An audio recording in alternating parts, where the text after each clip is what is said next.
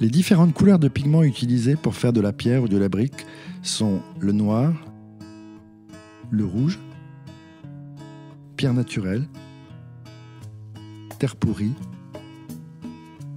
ombre naturelle, terre de sienne et ombre calcinée. Nous avons sélectionné des pigments naturels qui sont très résistants aux UV afin que les couleurs ne s'estompent pas dans le temps.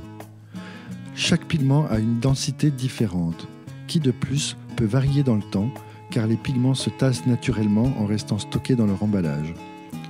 Pour les doser, il est donc nécessaire de les brasser légèrement avant de mesurer une dose. D'autre part, chaque couleur de pigment a un effet colorant plus ou moins important. Cela implique que d'une couleur à l'autre, les doses peuvent être différentes. Pour préparer vos pigments, il est donc nécessaire de procéder par tâtonnement. Il est préférable d'utiliser d'abord de faibles quantités, puis d'augmenter au fur et à mesure en faisant un essai de teinte sur un support blanc ou clair quelconque. Il est important de savoir que la couleur de l'enduit, qu'il soit teinté dans la masse ou pas, va s'éclaircir énormément au séchage et que par contre, la couleur des pigments qui seront pulvérisés en surface ne variera que très sensiblement. Les pigments seront mélangés dans le vaporisateur ou dans un pistolet à peinture relié à un compresseur en cas de grande surface à teinter. Pour la plupart des couleurs, il faut mélanger une cuillère à café avec 500 ml d'eau, ce qui permet d'avoir une bonne base de départ.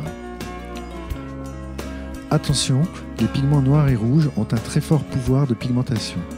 Commencez par une demi-cuillère à café pour 500 ml d'eau, puis ensuite ajoutez du pigment si besoin. Le pigment terre pourrie, lui, au contraire, est très léger et nécessite parfois une quantité de pigment beaucoup plus importante. Pour teinter le produit dans la masse, mélangez le pigment dans l'eau. Bien mélanger jusqu'à dissolution complète. Vous pouvez teinter le produit dans la masse jusqu'à un maximum de 300 g de pigment pour 10 kg d'enduit. N'oubliez pas que le produit teinté dans la masse va s'éclaircir énormément au séchage. Tenez-en compte lors de votre dosage ou, le cas échéant, réalisez des essais de teinte avant. Si vous avez des questions, vous pouvez contacter un de nos conseillers par chat sur notre site.